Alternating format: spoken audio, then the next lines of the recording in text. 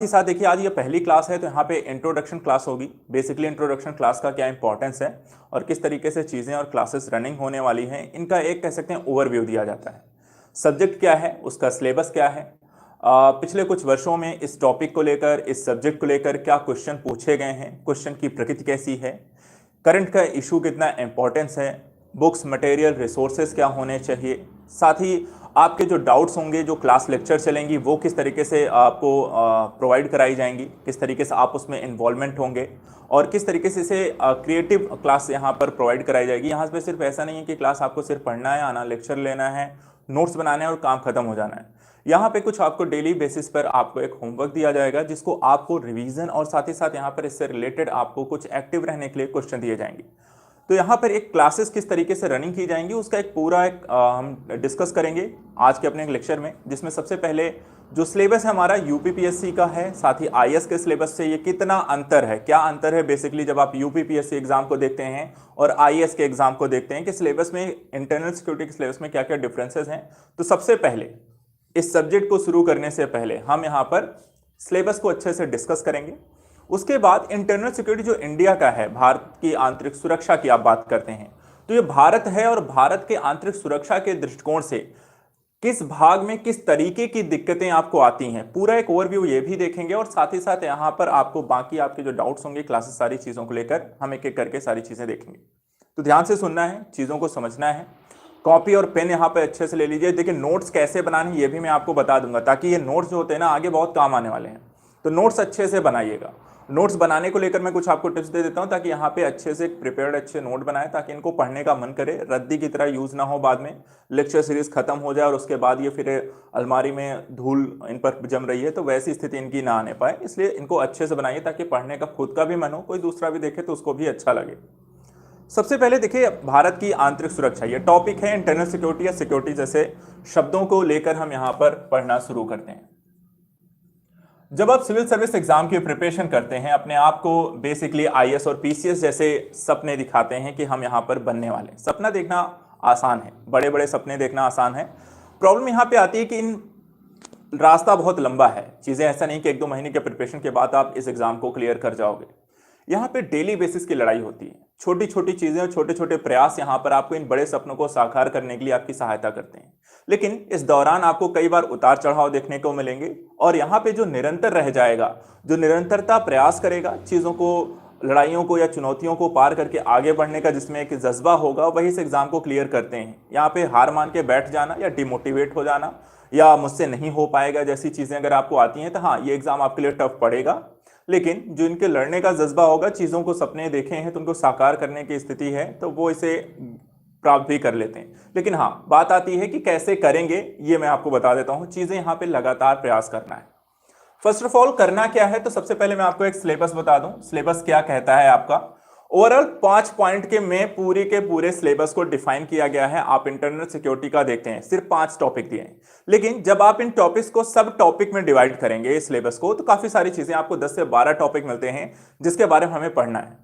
क्या सिलेबस बहुत बड़ा है? पहला क्वेश्चन, नहीं। अगर आप पूरे सिलेबस को डिफाइन करेंगे, देखेंगे तो बहुत बड़ा नहीं है।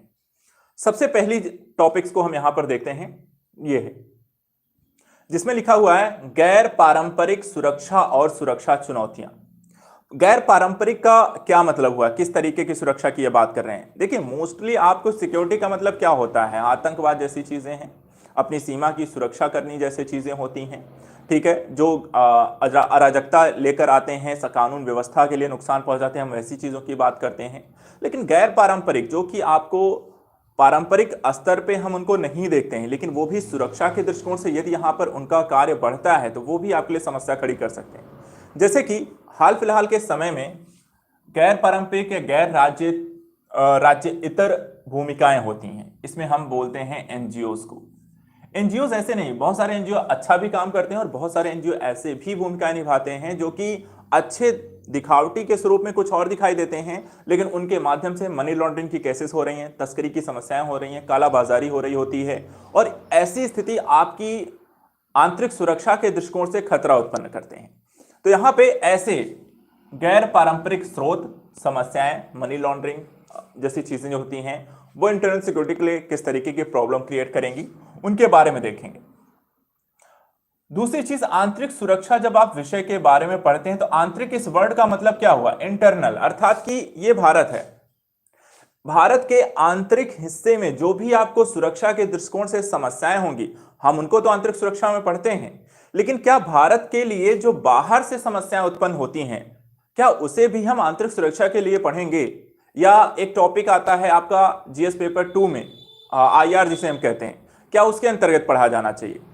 तो यहां पर देखिए आपके सिलेबस में इस पॉइंट को लिखा गया है। इस पॉइंट को यहां पर अगर आप अपने सिलेबस में देखें तो दिया गया है अंतरराष्ट्रीय सुरक्षा की चुनौतियां, और इसमें कुछ टॉपिक उन्होंने बताए हैं जिसमें है परमाणु प्रसार के मुद्दे, चरमपंथ और उसका प्रसार, संचार नेटवर्क, मीडिया, सामाजिक नेटवर्क की भूमिका, साइबर सुरक्षा, मनी लॉन्ड्रिंग। अंतरराष्ट्रीय दृष्टिकोण से ये सारे टॉपिक्स जो आते हैं वो भी सुरक्षा के दृष्टिकोण, मनी लॉन्ड्रिंग हो रहा है तो भारत के अंदर नहीं हो रहा है।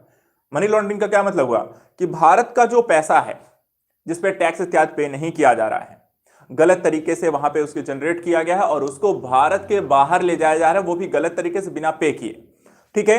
तो वहां पर भारत से बाहर जा रहा है और भारत से आपको भारत में आ भी रहा है। साइबर नेटवर्क हो गया, जो कहीं आपको दूसरे देश में भी बैठ के आपके संसाधन में हैकिंग कर सकते हैं, आपके डेटा को चुरा सकते हैं, उसको लीक कर सकते हैं, सुरक्षा संबंधित गोपनीय दस्तावेजों को ऑनलाइन यहां पर या किसी आतंकवादी संगठन या किसी को भी सेल आउट कर सकते हैं, वो भी आपके लिए समस्या है।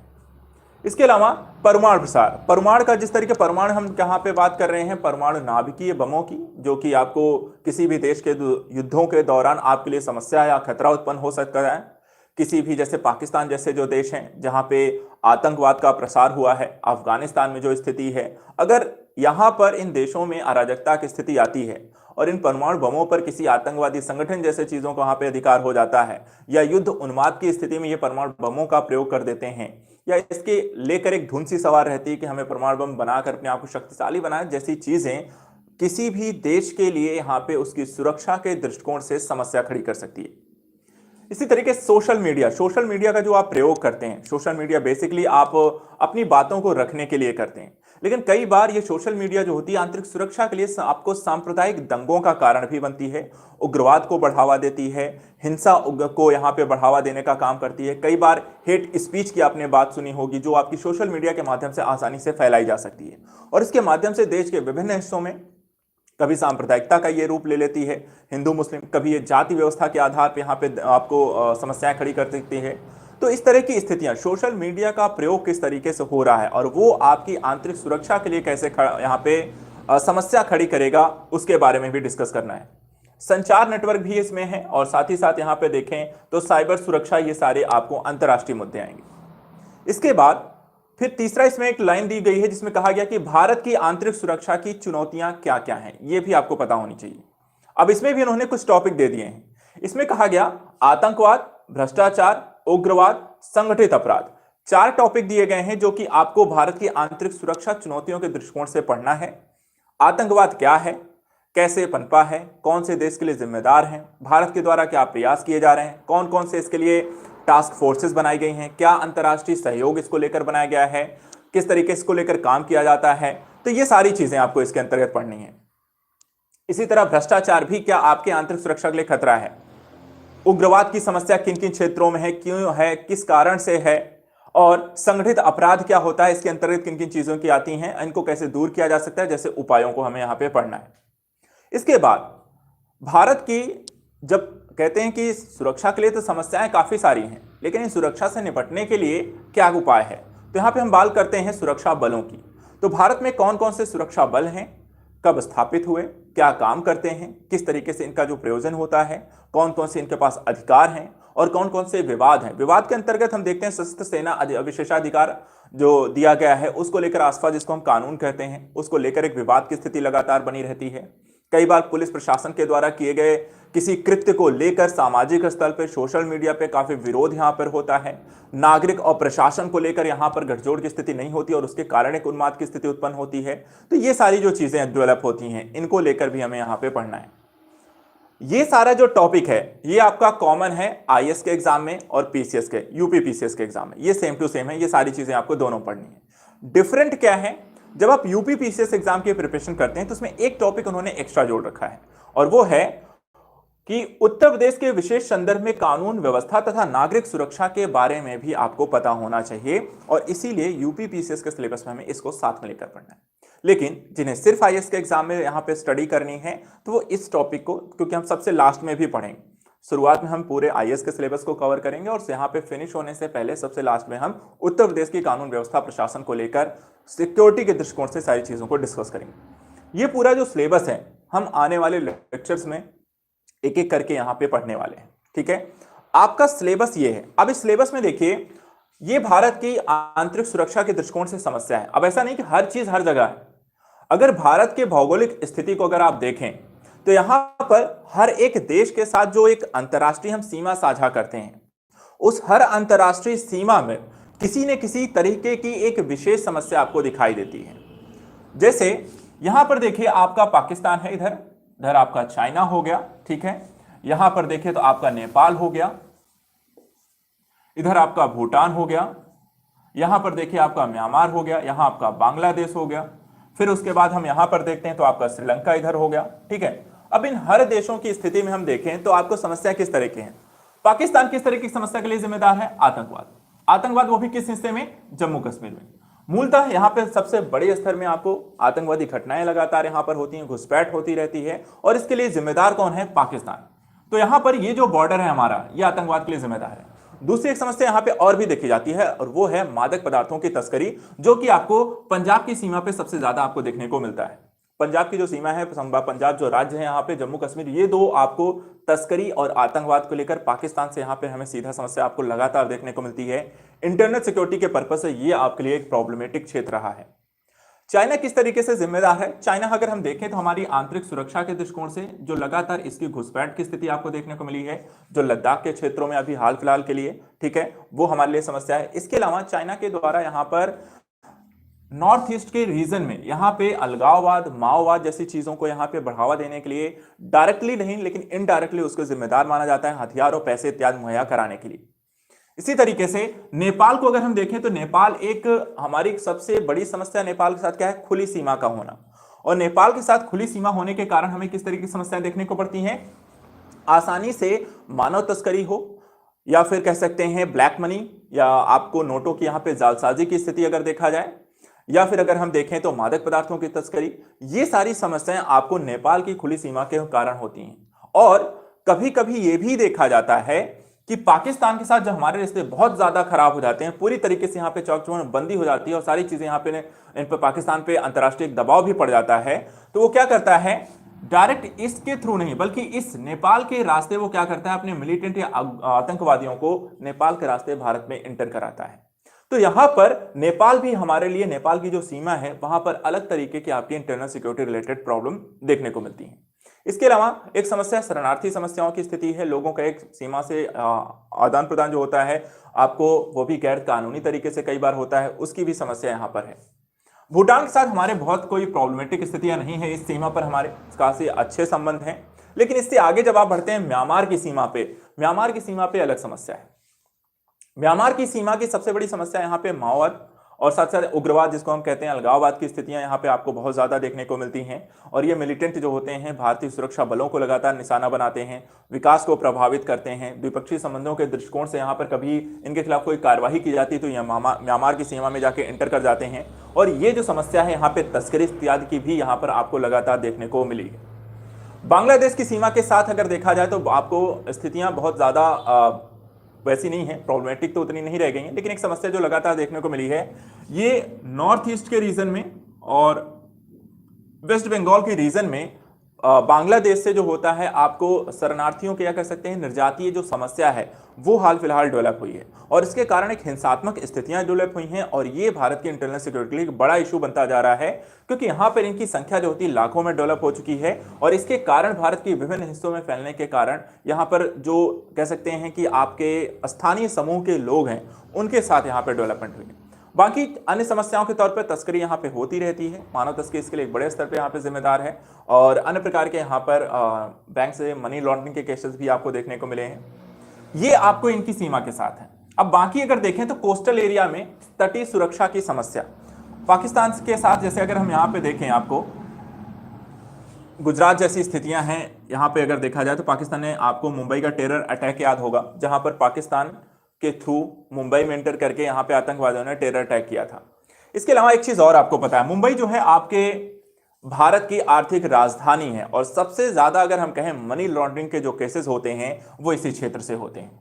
बाकी भारत के अंदरूनी हिस्सों की अगर हम बात करें जहां पर है, तो यहां पर आपको कानून व्यवस्था संबंधी समस्याएं हैं, सांप्रदायिकता की स्थिति है, भ्रष्टाचार की स्थिति है और संगठित अपराध की स्थितियां आपको देखने को मिलेगी।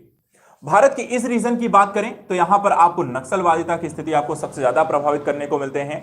नक्सलिस्ट यहां पर भारत की आंतरिक कह सकते हैं एक सरकार के कह सकते हैं समानांतर एक सरकार की स्थिति डेवलप करना चाहते हैं और वो सरकार विरोधी यहां पे गतिविधियों को बढ़ावा देते हैं। काफी सारे अगर आप देखें तो कई भारत के सुरक्षा बलों पर लगातार इनके द्वारा हमले भी किए जाते हैं और काफी सारे शहीद बच सकते हैं हमारे सैनिकों को या अर्धसैनिक बलों को इनके हमलों के कारण यहाँ पे होना पड़ा। तो देखा जाए तो भारत की पूरी आप उनके मैप को देखें, स्टडी करें तो समस्याएं ऐसा नहीं किसी पर्टिकुलर रीजन में है। आपको हर एक भूमिका को अच्छे से समझना होगा और हम पढ़ते समय इस चीज का ख्याल रखेंगे कौन से टॉपिक किस भारत के रीजन्स में कहां पे ज्यादा प्रॉब्लमेटिक हैं, किस देश के साथ हैं, उसको निवारण के लेकर किस तरीके से काम किया जा सकता है और अंतरराष्ट्रीय दबाव की स्थितियां क्या हैं, कानून इत्यादि है। इन सारे पर्पस को हम एक एक करके इन टॉपिक्स में क्लियर करेंगे। इसके बाद देखिए प्रीवियस ईयर के जो क्वेश्चन पेपर हैं वो भी यहां पे मैं बता दूं आपको। प्रीवियस ईयर के जो प्रश्न पत्रों की स्थिति आपको देखने को मिलती है, कैसे प्रश्न यहां पर आपको देखने को मिले हैं, मैं यहां पे पिछले सिर्फ 3 साल के डिस्कस करूंगा, 2018, 2019 और 2020। लगातार 4, 4 और 6 प्रश्न इनमें आए हैं। जीएस पेपर 3 आता है आपका और जीएस पेपर 3 में अगर देखा जाए तो टोटल आपको पता है 20 क्वेश्चन आता है और 20 क्वेश्चन में जीएस पेपर 3 में आपको टॉपिक कितने हैं, आपकी इकोनॉमिक्स में है, एनवायरमेंट है, डिजास्टर मैनेजमेंट है, इंटरनल सिक्योरिटी है और साइंस एंड टेक है। 5 टॉपिक हैं। 5 टॉपिक में देखा जाए टोटल 20 क्वेश्चन है। 20 क्वेश्चन में आपको एक क्वेश्चन से आपको 4 से 6 अगर इंटरनल सिक्योरिटी से आता है तो इसका मतलब यहाँ पे 20 से 25%, 30% जो आपका वेटेज है वो इंटरनल सिक्योरिटी से आता है। एक चीज यहाँ पे ध्यान के 4 से कम कभी नहीं आया, पिछले 3 साल में 4 से कम कभी नहीं आया, 4, 5, 6 क्वेश्चन हर साल आया है। तो इस छोटे से सिलेबस को देखा जाए आप आसानी से 1 महीने में कवर कर सकते हैं, मैक्सिमम आप जाओगे 1.5 महीने में, ठीक है। और उसके बाद 1 महीना पढ़ के किसी टॉपिक के 4 क्वेश्चन अगर आप हल कर देते हो मेंस में तो आपके लिए अच्छे खासे। पर्पस क्या है, इसमें 2 क्वेश्चन आपको 8 नंबर के आएंगे और 2 क्वेश्चन यहाँ पे 12 नंबर के आएंगे। टोटल देखे जाए तो आपको 40 नंबर का क्वेश्चन यहाँ पे 4 क्वेश्चन हल करके आप 40 नंबर यहाँ पे गेन कर सकते हो। क्वेश्चन की स्थिति कहां से पूछे गए हैं, तो यहां पर देखिए ऐसा इसमें से कोई भी टॉपिक नहीं है जहां से क्वेश्चन ना आया हो। वामपंथ से आए हैं, आतंकवाद से 2 से 3 बार क्वेश्चन आ चुका है, भारत की सुरक्षा बलों से यहां पे 3 क्वेश्चन पिछले साल में 3 सालों में यहां पे 3 से 4 क्वेश्चन आपको आए हैं।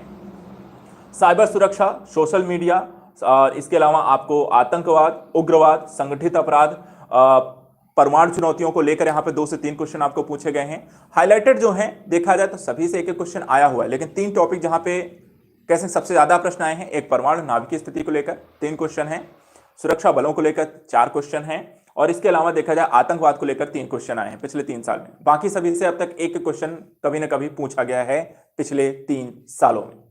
तो स्थिति क्या है, समझने वाली बात यह है कि आपको इस सिलेबस को अच्छे से स्टडी करनी है। दूसरी चीज देखिए, इस सिलेबस में एक चीज अच्छी बात है कि आपको बाकी सब्जेक्ट की तरह टेक्निकलिटी पे नहीं जाना है। टेक्निकलिटी का मतलब क्या है, आपको यहां पर सिर्फ थ्योरी ध्यान देनी है, कहानी की तरह इसे पढ़ना है। कहानियां आपको आसानी से याद हो जाती हैं और हम इसीलिए इसे कहानी के माध्यम से थ्योरेटिकल बेसिस को इस तरीके से लेकर चलें ताकि इसे रिवीजन करने में, पढ़ने में एक रुचि बनी रहे, चीज़ों को रिवाइज करना आसान हो और यहाँ पे आसानी से हम नंबर जो हमें चाहिए 40 वो हम गेन कर सकें। थ्योरेटिकल होने के कारण यहाँ पे चीज़ें देखिए ज़्यादा समझाने वाली बातें नहीं होंगी, तो क्लासेस में हम कैसे इसे रन करेंगे ताकि यहाँ पे चीज़ें हमारे और आपके दोनों के लिए बेहतर बनी रहें।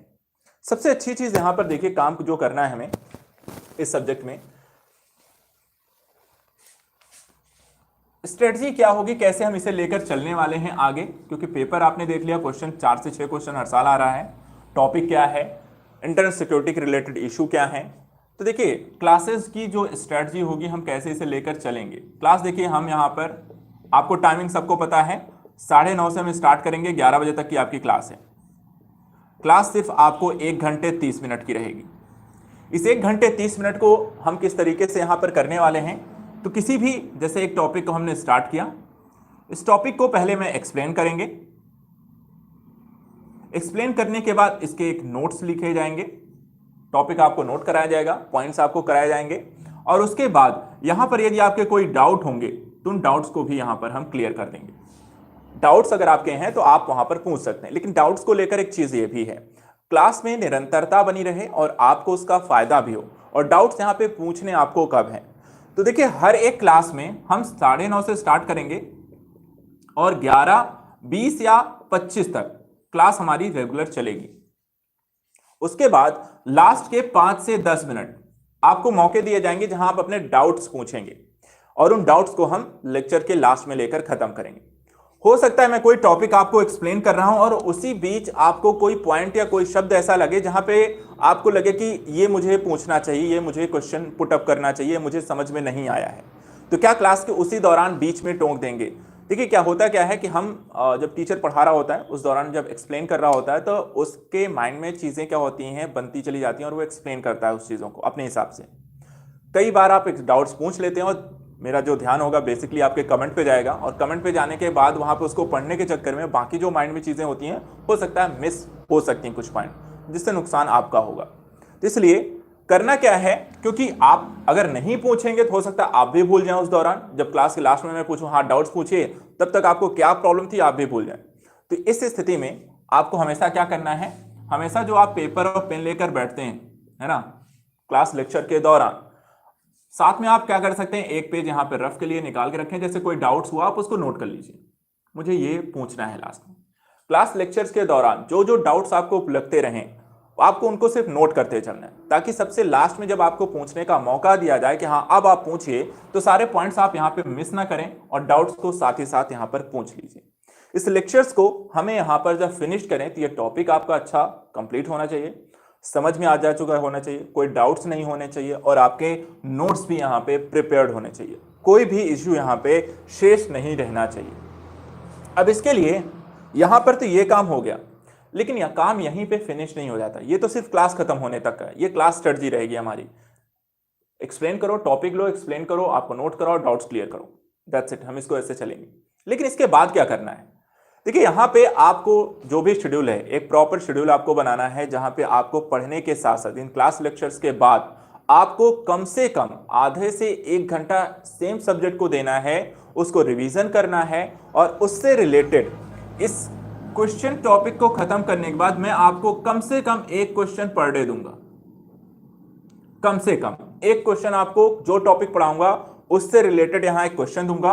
इस क्वेश्चन को आपको आंसर राइटिंग करनी है, आंसर राइटिंग के लिए 10 से 15 मिनट आपको चाहिए होंगे, प्लस जो टॉपिक आपने आज के लेक्चर में पढ़ा हुआ है इसको भी रिवीजन करने के लिए आई थिंक आधे घंटे बहुत होंगे। रिवीजन करना कम समय लगता है, चीजों को पढ़ना, समझना और नोट करने में ज्यादा समय लगता है। तो यहां पर अगर मैं कहता हूं 45 मिनट अगर आप डेली निकाल लें, 1.5 घंटा इस टॉपिक को पढ़ें और 45 घंटे इसकी आंसर राइटिंग प्लस रिवीजन कर लें, तो आपके लिए सफिशिएंट होगा। इस सब्जेक्ट पर आपकी पकड़ जो होती है लेक्चर्स के साथ साथ ही यहां पे अच्छी होती चली जाएगी। तो ये पूरा का पूरा सिनेरियो रहेगा हमारी क्लास का। टॉपिक 9:30 बजे से क्लास स्टार्ट होगी, हम एक टॉपिक लेंगे, उसे एक्सप्लेन करेंगे, ठीक है, उसको साथ साथ मैं नोट्स बनाते चलूंगा। डाउट्स जो होंगे वो लेक्चर्स के लास्ट के 5-10 मिनट में रहेंगे, उन्हें आपको जो भी प्रॉब्लम आती है उन्हें रफ के पेज में एक नोट करते रहना है, ताकि लास्ट में आप नोट करें। फिर मैं आपको एक क्वेश्चन दूंगा जो आपको अगले लेक्चर से पहले नोट डाउन करनी है। 45 मिनट का एक्स्ट्रा टाइम निकालिए, 30 मिनट रिवीजन को दीजिए, और रिवीजन करने के बाद आंसर राइटिंग करिएगा। ऐसे नहीं कि देख देख के करनी है, पहले अच्छे से पढ़ लो, समझ लो, क्वेश्चन डिकोड कर लो, और उसके बाद फिर वहां पे आंसर राइटिंग करिए। ये हमारा पूरा प्रोसेस रहेगा, अर्थात 1.5 घंटे class, 45 minute revision answer writing के लिए, और पूरा का पूरा यहाँ पे हम सिनेरियो ऐसे ही लेकर चलेंगे ताकि अगला जब हमारा इंटरनल सिक्योरिटी खत्म हो तो आपके प्रॉपर टॉपिक्स फिनिश होने के साथ, सब्जेक्ट फिनिश होने के साथ साथ आपकी आंसर राइटिंग का प्रोसेस भी डेवलप हो जाए इंटरनल सिक्योरिटी को लेकर, रिवीजन के कारण आपके उस पर पकड़ भी मजबूत हो जाए और कोई डाउट्स भी ना बचे। तो आपको एक कॉन्फिडेंस जो होता है कि मेरी तैयारी के साथ साथ, बच्चे होता क्या है लास्ट में बहुत सारे लोग पूछते हैं 1 महीने, 2 महीने, 3 महीने, 6 महीने पढ़ लेने के बाद सर कॉन्फिडेंस नहीं आ रहा है, सर क्या पढ़ रहे हैं समझ में नहीं आ रहा, सर मैं कहाँ पे अभी मुझे फिर से पढ़ना है, सर ये सब्जेक्ट मुझे समझ में नहीं आया, फिर से पढ़ना पड़ेगा। सर 1.5 साल हो गए, कोई हम यहाँ पे रिवीजन नहीं कर पाए। तो ये प्रोसेस कहाँ पे लिंक आप मिस करते हो, ये प्रोसेस आप यहीं के साथ साथ लेके चलो। आपको मैं एक चीज कहता हूं, स्टार्टिंग में जो बच्चे यहाँ पे फ्रेशर्स हैं उनको मैं बहुत अच्छे से यहाँ पे बोल रहा हूं, आप 1.5 साल से पहले कोई एग्जाम मत दीजिएगा। मैंने इस बैच को इसीलिए अभी मैंने जो टारगेट किया है, इसे फ्रेशर बैच मैंने स्टार्ट किया है, और यहां पर मैं आपको 2023 के एग्जाम के लिए इस तरीके से तैयार कर दूंगा कि आपको उसके बाद सोचने की जरूरत नहीं पड़ेगी। बस यहाँ पे आपको मेरे साथ चलना पड़ेगा, जो भी गाइडेंस आपको प्रोवाइड करें, जो मेरी बातें मैं जैसे बोल रहा हूं बस उसको अगर आप फॉलो करिए। एक्स्ट्रा ना दिमाग लगाना है उसमें, अपनी तरफ से कोई यहाँ पे एक्स्ट्रा चीजें सोचनी है कि ये भी कर लूं वो भी कर लूं, और ना यहाँ पे किसी और की बातें एक्स्ट्रा और सुननी है।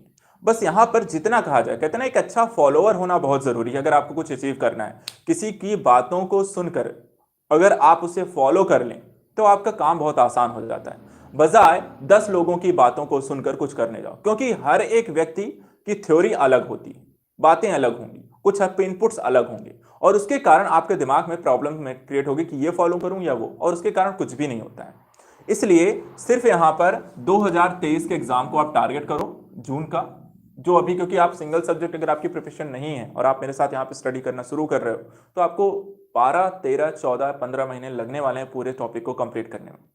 और इसके बाद अगर आप मेरी तरीके से, जैसे अभी मैंने ये पूरा सिनेरियो समझाया आपको, इस तरीके से लेके चलोगे, तो आप यहाँ पे दिसंबर जनवरी तक कोर्स खत्म करने के साथ आपका कम से कम सारे टॉपिक का रिवीजन हुआ रहेगा, आंसर राइटिंग के प्रोसेस पे रहोगे आप, चीजों के यहाँ पे क्लैरिटी आपको रहेगी, और सिर्फ आपको क्या करना है, रिवीजन के प्रोसेस में अगेन से थर्ड टाइम, एक बार आपने मेरे साथ पढ़ लिया है, एक बार आपने रिवीजन किया है, और तीसरी बार जब पूरा कोर्स कंप्लीट होगा फिर से आप रिवीजन के मोड पे जाओगे। उसको लेकर फिर हम एक प्लान बनाएंगे जब पूरा कोर्स खत्म होगा।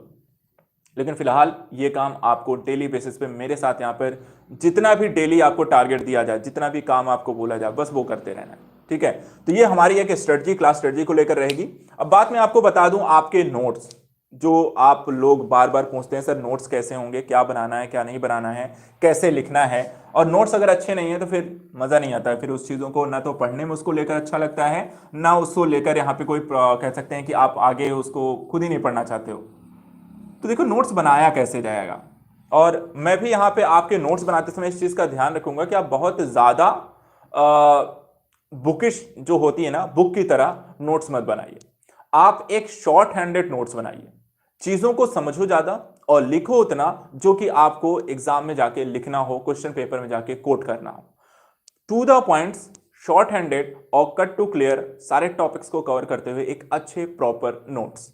अब इसको लेकर देखिए करना क्या है, हमें आपको एक पेपर कॉपी ले लेना है। देखिए लाइन वाली कॉपी मत लीजिएगा, पहली बात कि अगर उसमें लाइन खींची हुई है तो ना तो लेनी है ना ऐसी लाइन खींचनी है। आपको करना क्या है, आपको यहां पे एक पेपर लेना है A4 साइज का, जो कि आता है एक व्हाइट पेपर, इस पे आपको साइड में एक लाइन खींचनी है, ठीक है। साइड में यहां पे दोनों साइड आप 1-1 इंच का थोड़ा थोड़ा गैप कर दो और लाइन यहां पे खींच लो। अब इनका प्रयोग क्या होता है ये भी मैं बता दूं, क्योंकि कई लोग इसका प्रयोग करना नहीं जानते और इसके कारण ये कॉलम हमेशा खाली ही रहता है। यहां पे करना क्या है, 2 कॉलम मैंने बनाए हैं, 2 कॉलम का यूज भी हम 2 तरीके से करते हैं। पहला जो कॉलम है, एक तरफ अगर आपको मान लीजिए क्लास पढ़ रहे हो, कभी कोई दिक्कत आती है, उन डाउट्स को लिख लो, ठीक है, अगर डाउट्स रिलेटेड हैं। और दूसरा जो कॉलम होता है यहां पर, इसे हम कहते हैं करंट अफेयर्स। करंट अफेयर्स हमेशा यहां पे ध्यान रखिएगा, जब भी आप करंट अफेयर पढ़ रहे हैं, आपको देखिए करंट अफेयर इंटरनल सिक्योरिटी का आएगा तो इन टॉपिक्स के बाहर का नहीं आएगा। कोई भी आपका करंट का टॉपिक आएगा, इनमें से किसी ना किसी टॉपिक से इंटर रिलेट करता हुआ ही आपको यहां पर मिलने वाला है। तो ऐसी स्थिति में यहां पे ध्यान रखिएगा, आपका वन साइड आपको यहां पे क्या करना है, एक आपको डाउट्स लिख लेने हैं। अगर आपको, वैसे मैं डाउट क्लियर कर दूंगा तो बचेगा नहीं, लेकिन फिर भी कभी कोई डाउट्स रह जाता है तो आप वहां पे नोट कर लो एक साइड पे, ठीक है। फिर उसको चाहे गूगल सर्च कर लो या मुझे कॉल कर लो या मैसेज कर दो, जब भी आपको दिक्कत हो वहां पे उसे क्लियर कर लो। लेकिन दूसरा करंट अफेयर, करंट अफेयर हो सकता है आप मैगजीन पढ़ रहे हो, कुछ लोग डेली न्यूज़पेपर भी पढ़ते हैं, और वहां पे ऐसे कोई टॉपिक आ गया, मान लीजिए आपने यहाँ पे आतंकवाद को लेकर कोई टॉपिक पढ़ा, ठीक है। अब आतंकवाद को लेकर हाल फिलहाल में कोई न्यूज़ आ गई, कोई सरकार ने कोई पॉलिसी बना दी, या कहीं कोई घटना हो गई, उसको लेकर कोई यहाँ पे अंतर्राष्ट्रीय स्तर पर कोई निर्णय ले लिया गया। तो यहां पर अगर उससे रिलेटेड कुछ भी आता है जो आपको लगता है कि हाँ ये इंटरनल सिक्योरिटी मैंने पढ़ा था, उसको तुरंत करना क्या है, उस टॉपिक्स लेक्चर को खोलिए और उसी टॉपिक लेक्चर के पास उसको नोट कर लीजिए। इससे आपका फायदा ये रहेगा कि जब आपको रिवीजन करने का टाइम आता है, ठीक है, एक तो उस टाइम आपने उसको वहां पे पॉइंट आउट कर लिया, रिवीजन करते समय आपका प्रॉपर टॉपिक्स भी कंप्लीट हो जाएगा और उसके साथ साथ ये भी आपको पता रहेगा कि कौन कौन से करंट के टॉपिक पिछले 1-1.5 साल में यहाँ पे डेवलपमेंट हुई है। इससे दो चीज होगा, एक तो आपको यहाँ पे इस टॉपिक को आप बार बार कम से कम खोलोगे इसी बहाने, हाँ करंट का टॉपिक नोट करना है, और दूसरा यहाँ पे आपको अपडेट रहेंगे, टॉपिक्स से इंटरलेट करना सीख जाएंगे और चीजें आपकी जो नोट्स होंगी वो भी आपकी बेहतर रहेंगी। ठीक है, तो ये तो मैंने बता दिया कॉलम का काम हो गया। दूसरा ये आपकी जो A4 साइज की कॉपी रहेगी यहाँ पे, इनका देखिए नोट्स यहाँ पे प्रॉपर आपको बनाने हैं। बनाते समय यहाँ पे बाकी मैं आपको बताता चलूंगा क्या कैसे लिखना है, कहाँ गैप करना है, कहाँ छोड़ना है, कहाँ हेडिंग चेंज करनी है, वो सारा मैं उस टाइम आपको लिखाऊंगा। कोशिश रहेगी आपको जितना हो सके कम चीज़ों को, थोड़ा थ्योरेटिकल चीज़ों को हम शॉर्ट फॉर्म में रहें, लेकिन नॉलेज पूरी रहे। ऐसा कोई टॉपिक छोड़ा भी नहीं जाएगा जहाँ पे आपको प्रॉब्लम हो बाद में रिवीजन करते समय, ऐसा कोई टॉपिक मिले ही ना। तो टॉपिक पूरे रहेंगे, लेकिन एग्जाम के ध्यान से और मेंस आंसर राइटिंग के दृष्टिकोण से जो चीज़ें याद करने में, रिवीजन करने में आपको कम लगें और चीज़ों को सिस्टमेटिक रहे आपका, वैसे हम यहाँ पे नोट्स आपको प्रॉपर लेकर चलेंगे। तो ये आपके नोट्स रहेंगे। दूसरी चीज़ यहाँ पर आपकी एक इशू हो सकता है वो है हैंड राइटिंग। हैंड राइटिंग क्यों? क्योंकि ये मैटर करेगी स्पीड। अब ये तो पता चलेगा जब मैं कल से आपको एक लेक्चर देना शुरू करूंगा, चीजों को नोट कराना शुरू करूंगा, जब मैं बोलना शुरू करूंगा कि हाँ लिखिए, उस दौरान आपकी स्पीड पता चलेगी मुझे कि आप लोगों की स्पीड कैसी है। कई लोगों की स्पीड स्लो होगी, अगर पहली बार आप लेक्चर्स ले रहे हैं, थोड़ा ठंडी का भी टाइम है तो उसके कारण भी इशू हो सकता है।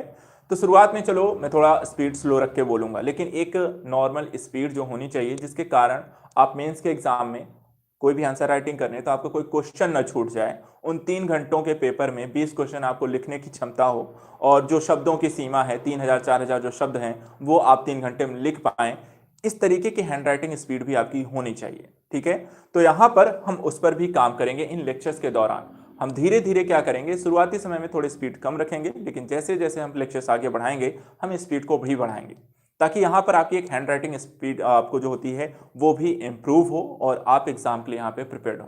देखिए इन क्लासेस को करने के कई फायदे होते हैं। जो लोग होते हैं कि प्रॉपर क्या नोट्स बनाने चाहिए, क्योंकि मार्केट में काफ़ी सारे नोट्स अवेलेबल होते हैं, उनको खरीद लो, पढ़ लो, ठीक है, वो अच्छी बात है। नोट्स होते हैं, प्रॉपर होते हैं, रिसर्च के कारण होते हैं, काफ़ी सारी एग्ज़ाम कोचिंग है, कंटेंट है, बना रहे हैं, अच्छी बात है, काफ़ी सारे कंटेंट आपको अच्छे मिलते भी हैं।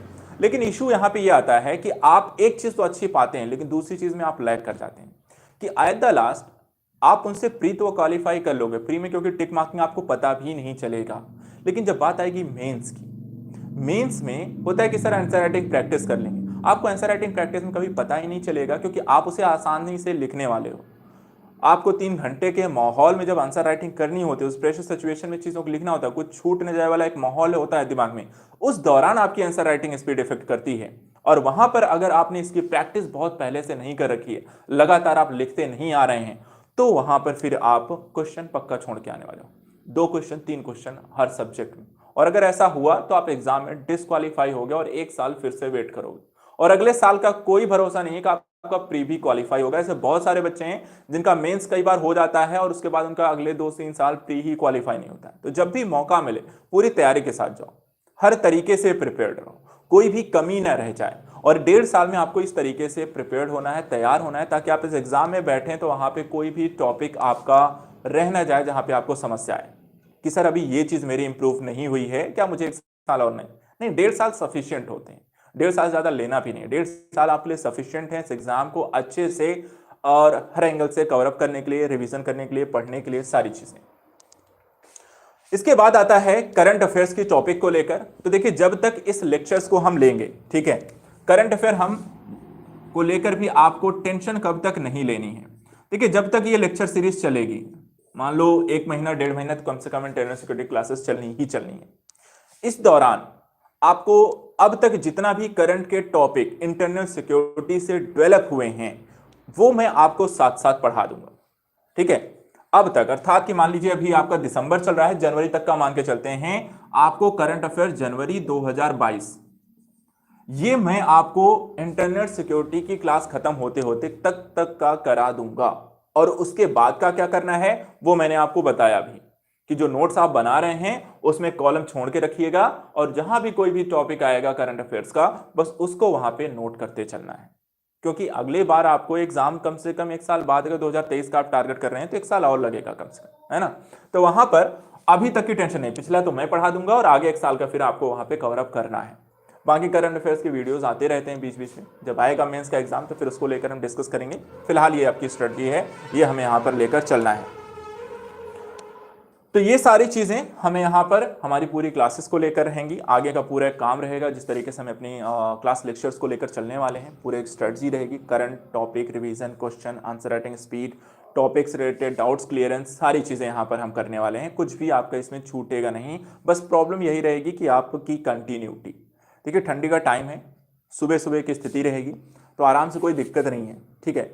थोड़ा सा चाय वाय लेके बैठो आराम से, थोड़ा सा अपने आप को गर्म भी रखिए, हाथ को थोड़ा सा कहते हैं ना चलने की स्पीड में रखिएगा, ताकि वहाँ पे मैचअप कर पाओ चीज़ों को मेरे साथ साथ। अब प्रॉब्लम देखिए यहाँ पे आपके एग्जाम को लेकर सिर्फ मैं 5 चीज़ें कहता हूँ जाने से पहले, 5 और टॉपिक जो मैं आपको बता देना चाहता हूँ।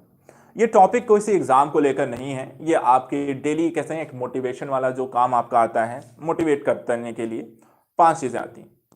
पहला, एक किसी भी व्यक्ति के जीवन में जो होता है गोल बहुत इंपॉर्टेंट होता है, क्योंकि बिना गोल के आप कहीं क्या करना चाहते हैं, कहाँ आना चाहते हैं, कैसे क्या काम करने वाले हैं, ये सारी चीज़ें आप कैसे करेंगे, है ना। तो ये भी प्रॉब्लम आती है इन सारी चीज़ों को लेकर। बुक्स को लेकर देखिए इंटरनल सिक्योरिटी के ऑलरेडी आपको बताई गई होगी, नहीं है तो यहाँ पे इंटरनल सिक्योरिटी की एक बुक आती है अशोक कुमार की, ठीक है, आईपीएस रह चुके हैं, इनकी आती है आंतरिक सुरक्षा की चुनौतियां। ये बुक्स आपको मिल जाएगी मार्केट में, वो आप यहाँ पे परचेस कर लीजिएगा। एक बुक है, इसको एक ही बुक सफिशिएंट है, बाकी करंट के टॉपिक से रिलेट आता है वो हम पढ़ लेंगे। बुक अच्छी है क्योंकि सिस्टमेटिक तरीके से यहाँ पे जो भी टॉपिक है यहाँ पर है उन्होंने अच्छे से डिस्क्राइब कर रखा है चीज़ों को, जितने भी एंगल हो सकते हैं चीज़ों को उन्होंने अच्छे से लिखा हुआ है, टू द पॉइंट सारी चीज़ों को लिखा हुआ है, और जो आपकी सिलेबस का हिस्सा है वो सारे टॉपिक्स हैं। तो यहाँ पे भाषा जो है वो भी अच्छी है, साथ ही साथ आपको कुछ नए वोकैब यहाँ पे इस बुक में देखने को मिलते हैं, वो भी अच्छी बात है। साथ ही एग्जाम को सिविल सेवा के दृष्टिकोण से इसे लिखा गया, जो कि आपके लिए सबसे अच्छा प्लस पॉइंट है। तो यहाँ पर ये बुक है अशोक कुमार जी की, आती है आंतरिक सुरक्षा की चुनौतियां, इंटरनल सिक्योरिटी हिंदी में आपको मिल जाएगी, इसे परचेस कर लीजिए। अगर अब तक तो आई थिंक आपको परचेस कर लेना चाहिए था, क्योंकि कल से आप लेक्चर स्टार्ट होने जा रहे हैं। तो अगर अभी तक नहीं है तो बिल्कुल आप परचेस करिए, उसे खरीद लीजिए, मार्केट में जाइए और आज लेके आइए। और अगर है आपके पास तो बहुत अच्छी बात है, उसे हमें यहाँ पे कंटिन्यू करेंगे, ठीक है। तो बात आती है कि हमें यहाँ पे देखिए किसी, जैसे मैंने कहा कि हमें सिर्फ 5 चीजों पे मैं आपको जाते जाते बता देता हूं। सबसे पहले लाइफ में आती है गोल। आई थिंक आप सब ने यहां पर आ गए हैं, मेरी क्लास लेक्चर्स को सुन रहे हैं, सिविल सर्विस एग्जाम की प्रिपरेशन को लेकर वीडियोस देख रहे हैं, तो एक चीज तो मेरा क्लियर है कि आप लोगों ने एक गोल डिसाइड कर लिया है कि मुझे सिविल सर्वेंट बनना है, ठीक है, आईएएस बनना है, पीसीएस बनना है, डीएम एसडीएम के पोस्ट मुझे हासिल करनी है, सेवा अपनी देनी है, अच्छी बात है। लेकिन अब इसके लिए यहां पे आता है आईएएस पीसीएस बन जाएंगे, और उसके लिए यहां पे आपको आता है कि भाई कैसे बन जाएंगे, क्योंकि गोल तो ठीक है, आईएएस है पीसीएस है, ये तो आसान है, बहुत लोग बना लेते हैं। बात वही आती है कि बड़े बड़े सपने देखना आसान होता है, आईएएस पीसीएस छोटी मोटी चीज़ तो है नहीं, बड़े एक बड़े सपना है, एक बड़े बहुत सारे लोगों की ड्रीम्स होती हैं, एम्स होता है, गोल होता है, लेकिन पूरे कितनों के होते हैं, ये भी एक बड़ा क्वेश्चन मार्क है कि पूरे कितनों के होते हैं, बनते कितने लोग हैं, बहुत ही कम, लाखों के भीड़ में कोई 100 हर साल, ठीक है। आईएएस का देखिए, आईएएस का मैं बता रहा हूं क्योंकि उसके बाद कई सारी पोस्ट आएंगी, 100-150 लोगों से ज्यादा आईएएस कोई बनता नहीं है। बाकी फिर आपको पीसीएस और आपको other group A, group B, group C और आपको आईपीएस और ये सारी पोस्ट आपको आ जाती हैं, लेकिन आईएएस की जो पोस्ट होती है वो 100 से 150 से ज्यादा आपको किसी भी साल मिलती नहीं है। तो ऐसी स्थिति में पीसीएस से आप एग्जाम दोगे तो वहां भी यही है, आपको सबसे हाईएस्ट जो पोस्ट होगी वो 150 से ज्यादा आपको मिलती नहीं है। तो लाखों लोग एग्जाम भरते हैं और उसमें से मिलता कितनों को है, 150-150 लोगों को। अब इसलिए यहां पे आपको आता है कि गोल्स तो बहुत सारे लोग यही बना के आए हैं, लेकिन पाथ क्या सबका सेम है, रास्ते किसने कौन से चुने हैं, सक्सेस किस, क्योंकि यहां पे सबको तो मिली नहीं और सबको वो हाईएस्ट पोस्ट तो मिली नहीं। तो प्रॉब्लम यहां पे आती है, पाथ, रास्ता, मार्ग, ये आपका सही होना चाहिए, इस पे भटकाव नहीं होना चाहिए, और गलत यहाँ पे तो होना नहीं, बिल्कुल नहीं चाहिए, क्योंकि आपका समय फिर खराब होता है। 1 वर्षीय कार्यक्रम को 5 साल 5 से 10 साल खींच जाते हैं और फिर उसके बाद हम किसी और प्रोफेशन को देखना शुरू कर देते हैं। डिमोटिवेशन बहुत ज़्यादा हो जाता है। अगर आप एक दो बार एग्जाम दिया और आपका नहीं होता है, फिर लगता है कि एग्जाम होगा भी नहीं। इसलिए चीज़ों को सिस्टमेटिक, मार्ग का मतलब क्या होता है कि इस प्रोसेस को आपने सही तरीके से किया और प्रोसेस को फॉलो करने से पहले आपको यह पता होना चाहिए कि आप जो कर रहे हैं वो कितना सही है।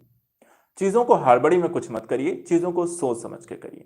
थोड़ा समय दीजिए अपने आप को, और किसी भी चीज़ को शुरू करने के बाद एक चीज़ और ध्यान रखिएगा, किसी भी चीज़ को शुरू करने के बाद उसको 4-6 महीने नहीं, 1 साल 2 साल ऐसा नहीं है, और 4-6 दिन और 5-6 कह सकते हैं घंटे करने के बाद छोड़ देना भी सही नहीं है।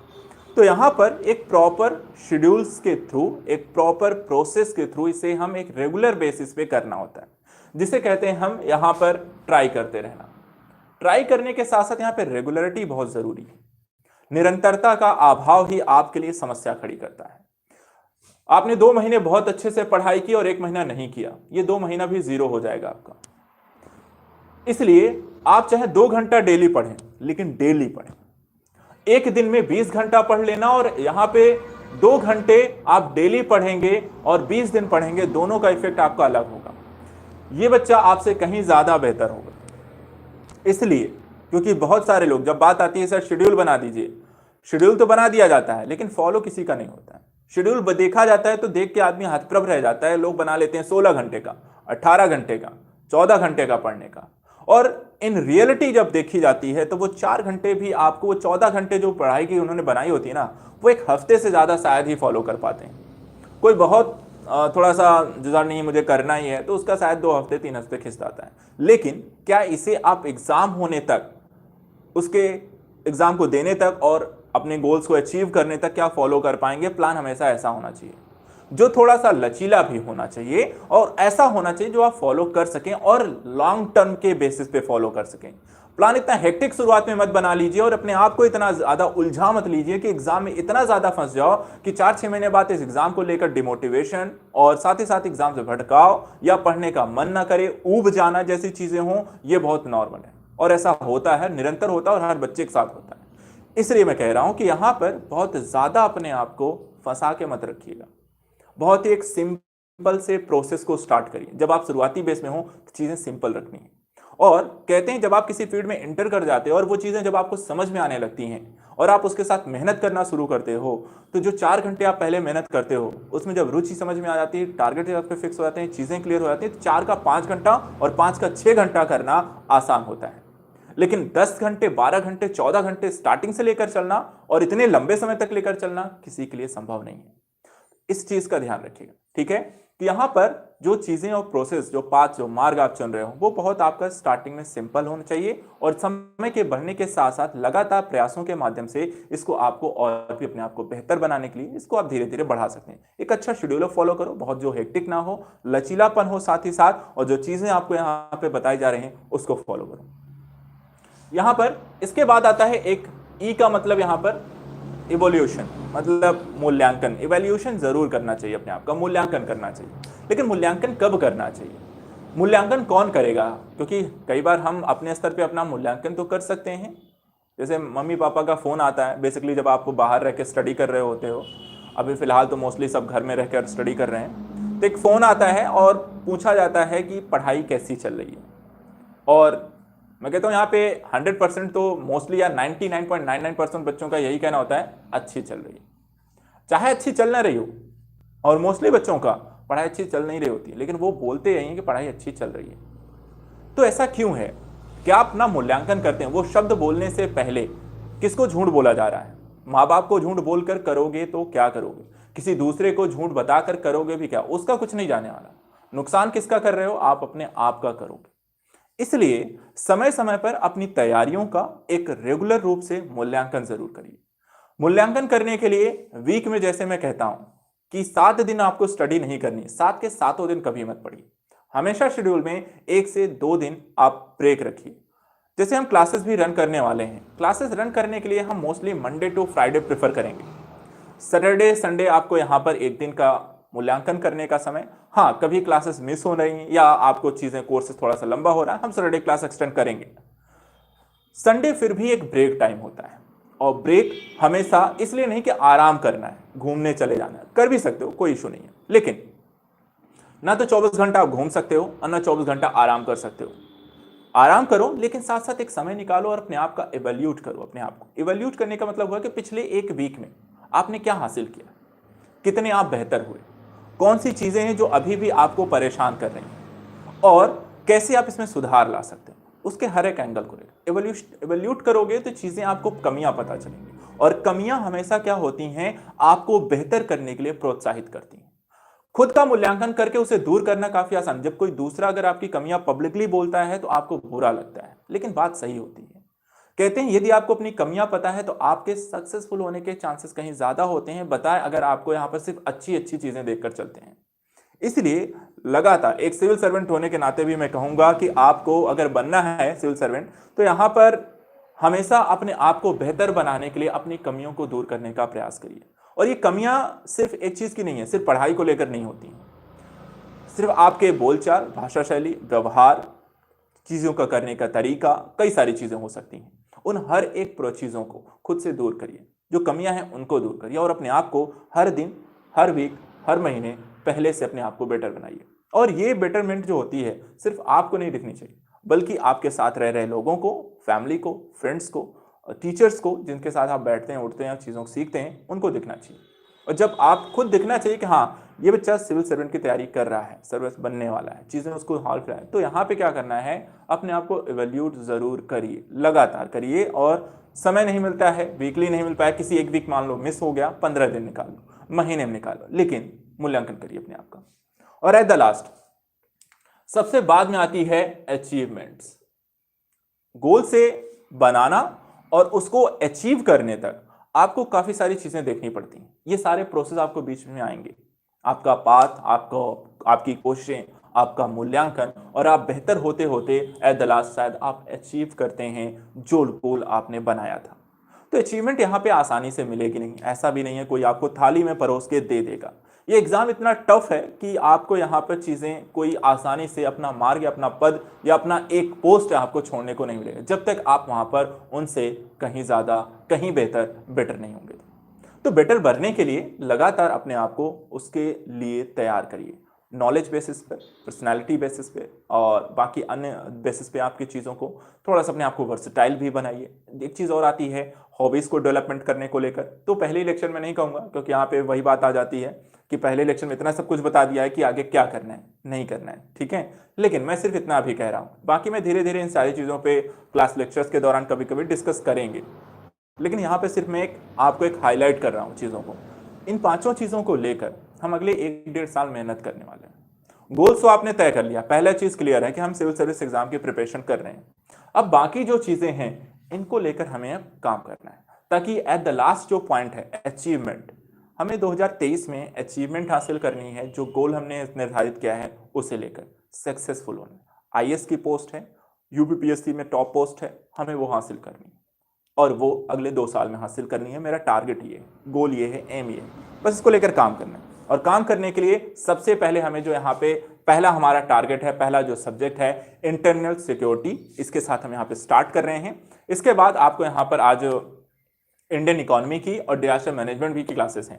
शेड्यूल आपको एक बार मैं जाने से जाते बता देता हूं। कल हम सेम टाइम पे यहीं मिलेंगे, आपकी क्लासेस का टाइमिंग ध्यान रखिएगा। 9:30 से कल से हम स्टार्ट करेंगे और 11 बजे तक हमारी क्लासेस रहेंगी। कल से हम यहाँ पर एक एक करके टॉपिक्स के इंटरनल सिक्योरिटी लेंगे और स्टार्ट करेंगे। उसके बाद आपको दूसरी जो क्लास है वो आधे घंटे का ब्रेक दिया जाएगा और 11:30 से लेकर के 1:30 तक आपको इंडियन इकोनॉमी की क्लास चलेगी, जिसे रवि सर यहाँ पर लेंगे। और उसके बाद फिर आधे घंटे का 30 मिनट का आपको ब्रेक दिया जाएगा और 2 बजे से लेकर के आपको 3:30 तक यहाँ पर आपकी क्लास होगी डिजास्टर मैनेजमेंट की, जो मैं पढ़ाऊंगा। तो आप पहले इंडियन इकोनॉमी के यहाँ पे एक वर्कशॉप सेशन है, उसे आप ले लीजिए और उसके बाद फिर मैं आपको 2 बजे तक मिलूंगा, जो आपको डिजास्टर मैनेजमेंट से रिलेटेड भी आपको एक वर्कशॉप, एक इंट्रोडक्शन क्लासेस होंगी, उसके बारे में थोड़ा सा डिस्कस करेंगे और प्रॉपर वे में चीज़ों को समझेंगे। तो आज के लिए फिलहाल इतना ही। जो चीज़ें बताई गई हैं, बुक्स एक ले लीजिएगा, एक नोट्स अपने पास रखिएगा, पेन वहाँ पे ले लीजिए अच्छा से सारी चीज़ों को, और यहाँ पे इसको ये जो लाइनें हैं वो बना लीजिएगा 5-6 पेजेस पे, डेली जितना भी हो सके उतना बना लो, ठीक है। और कल मिलेंगे और इनको हम यहाँ पे लिखना पढ़ना शुरू करेंगे। किसी का कोई डाउट है, कुछ पूछना है, कुछ कहना है आज के सेशन में, कोई जानकारी चाहिए, कोई क्वेरी है तो वो आप पूछ लीजिए, और उसके बाद बाकी हम अपनी क्लास को यहाँ पे फिनिश करेंगे। कल मिलेंगे तो हम कल से पढ़ना शुरू करेंगे। बताएं, किसे कोई डाउट, कोई क्वेश्चन, कोई पूछना है तो?